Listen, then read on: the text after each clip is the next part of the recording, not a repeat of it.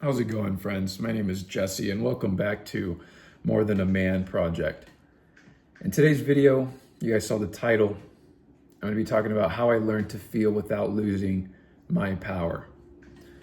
And friends, for most of my life, I thought feeling meant losing control.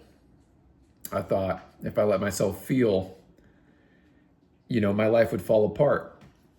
And when I think of losing my power, when I think of power, I think of control. So as I tried to keep everything in this container, right? Always being stoic, never really showing my cards, never expressing my emotions. And if I did, I would always say I'm good, I'm fine, everything's good. Always looking at the positive side of everything. In that, I would always focus on mindset. All of that was just mindset. And if you hear a little weird noise in the back, sorry, my dog is licking his bowl over here. But I would focus a lot on positive thinking. And what I later realized was that itself was actually like a positive, it was actually a form of dissociation, which I like to think of as a positive state of dissociation, where obviously something bad happened, right? I should be in pain, I should be sad, I should be maybe crying or angry or whatever the emotion should be.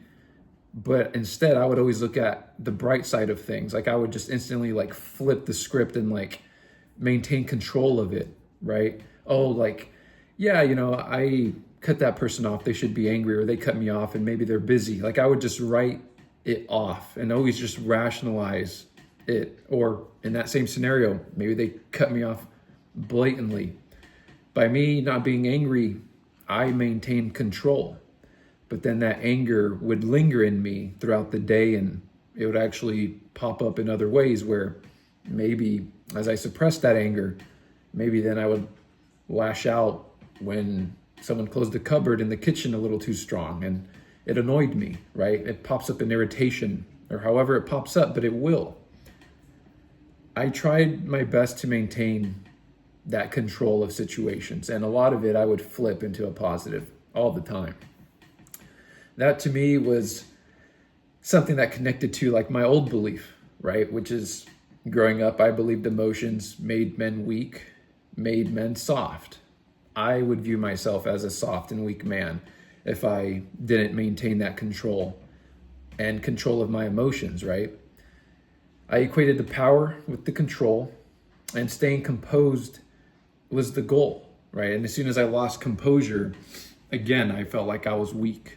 But in actuality, those are normal responses, and feelings are going to happen. I mean, we're human, right? Again, that's an old belief system. And that power, that control was a form of a mask. It was a form of armor. And I would like to just keep it on because I wouldn't like to show my cards or show that things would hurt me, right? Again, that stems a lot from that aspect of like avoiding weakness and being seen as soft, right?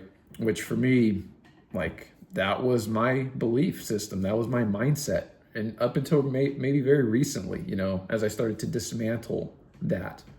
And I realized actually when I would flip it, there was this shift that instead of like maintaining control all the time, like that control in of itself was actually the weak part, right? Because I didn't want to flex from that. I didn't want to deviate from my control. Anything that would try to come in and I would just shield from it, I would just be rigid here because I was scared and I was in fear of what these emotions would do to me, right? And what they would feel like. Oftentimes, maybe because subconsciously I knew that they would take me out. And maybe in them taking me out, I would then no longer be on track to reach my ambitious goals, right, that I had for myself in life. So it's like I always tried to protect myself and be rigid and in control all the time. But that carries a weight to it. And it wasn't until I started to peel back that armor, right, and the masks, and I realized what these emotions were trying to tell me. And I slowly started to practice sitting with them. And I took that armor off. I realized that the outcome was actually still the same. And that's where I had like this crazy, like mind blown moment after moment after moment where it's like, why try so hard to be so rigid in that powerful control because in that I'm like exerting energy, and I'm also not being my authentic self, right? Like I'm lying to myself when I'm like, I'm not sad, I'm not angry, I'm not disappointed. In that of itself, it takes a lot of energy. But as soon as you take that mask off, right, and you allow yourself to feel, you realize that the control isn't necessary. Because, like I said, I still am a masculine person. I still have the ability to get my goals and reach my dreams. Like, part of me was realizing that I was so rigid because I was scared of what the outcome would be. But then as I realized I can feel the feelings, pass through, instead of like playing gymnastics is what I like to say, of like going around the actual feeling itself, right? Cocooning myself from feeling anything as I would bounce off my armor, right? That itself takes more energy. That in of itself is a path to losing yourself. Isolation, to depression, to anger, right? Deep-rooted anger where like you think you're no longer angry, but like you're just irritable, right? Like you know those people, right? Like they're just irritable. They're just angry at the world now. It's not the specific thing, right? Like they lost track of what it was actually the thing that was making them angry, right? Because they're just so rigid and so much in control, right, of anything piercing through, that they're just now angry and bitter at the world. Like that happens. And that to me is a much harder life, as I've gone to realize, rather than just actually feeling the feelings, right? And in the example, it's not a great one, but like if someone blatantly cuts me off, cursing, right? Just getting angry with that person, like letting myself feel the emotion of like disrespect and irritation, and like expressing it to my partner and allowing them to see me be vulnerable in my just emotions, right? And feeling it in full. Obviously not in complete full, because like, some people take it too far and they try to get revenge or seek revenge, but like, you know what I mean, right? Within a healthy boundary, which you'd be surprised like how wide the boundary is of actually expressing your emotions, right? It's actually pretty wide before like it gets crazy. My point to all that, friends, is that there had to be a shift. And that shift itself was me diving into therapy and diving into myself. And therapy itself, I can think of it as the lesson. I look at it more as the guide. It is one tool that really helped me reach inward. But if you've done therapy before, or as I will tell you here, it's not a one fixed solution. You can't just go to therapy and just expect to be healed or healing, right? Just because you go. You're only there once a week, oftentimes, 50 minutes, a session. It's always going to be what you do outside of therapy, right? The work that you do outside. So use therapy as a tool, as a guide to then on your own do the work. And now that I've been doing therapy for 2 years, like for the most part, every single morning in my morning process, a container that I've created for myself, and I'll slowly continue to share about it on this channel. I journal, I meditate on my own, I listen to music, get myself to cry on my own, get myself into the feelings on my own, and see where like they take me, right? Just surrender to them and see what they're trying to say, right? Some days they want me to think of family. Some days they want to think of the things that have happened to me in my life, the way I've made other people feel, right? They're very reflective, right? Emotions and feelings are very powerful, and they often have a message attached to them. And as men, we often just have pushed them away for so long that it's like we don't even view them as anything useful.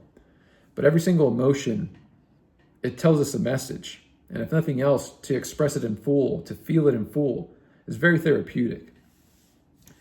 So a part of it, friends, to dive in, a requirement is kind of creating that container. And oftentimes therapy will help you learn how to do that. That's why I'm a big proponent of therapy. And I will continue to be. I still do therapy. I believe in it so much. I pay for it out of pocket. And I know some people don't have the financial ability, but if you do, you have the financial ability, it's worth the investment for sure. And just know a lot of stuff comes up. But I hope over time in these videos and things that I share, I can slowly help you guys do the same, maybe without having to go to actual therapy, but just as a guide as well, to help you guys learn how to reconnect to your feelings and see them as something useful and therapeutic, right? And honestly, they are. So I'm going to end this video, friends, by telling you, if you're afraid of your feelings, it's because no one ever showed you how to handle them. Try your best to practice not being so rigid, right? Easier said than done. I want you guys to see the power in vulnerability, because to feel your feelings, there's a weakness that we used to think was there, but the weakness is actually in holding that container, that rigidness, right? That is the weak part.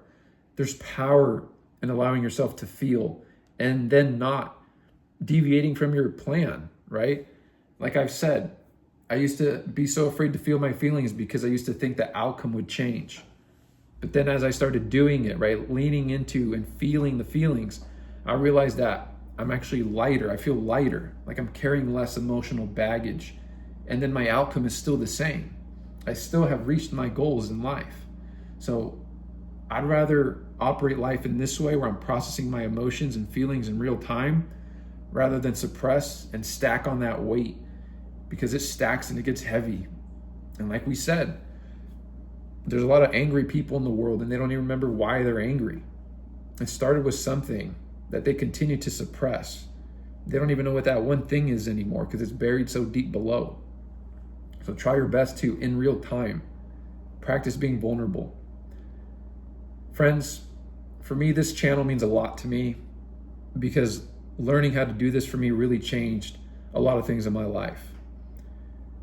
I used to think a man was a certain way, right? And for me, there's a lot of traditional things that I like about being a man, and we can do more.